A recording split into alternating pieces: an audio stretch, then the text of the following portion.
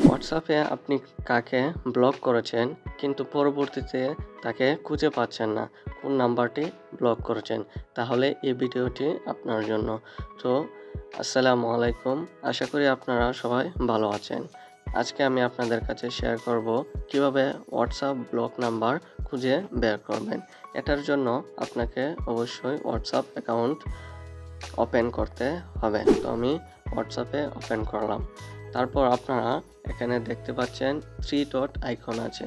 এই 3 ডট আইকনে আপনারা ক্লিক করতে হবে। ক্লিক করার পর আপনাদের সামনে অনেকগুলা অপশন শো হবে। এর মধ্যে নিচের অপশনে দেখতে পাচ্ছেন সেটিংস। এই সেটিংসে আপনারা ক্লিক করবেন। সেটিংসে ক্লিক করার পর আপনাদের সামনে অনেক অপশন চলে আসবে।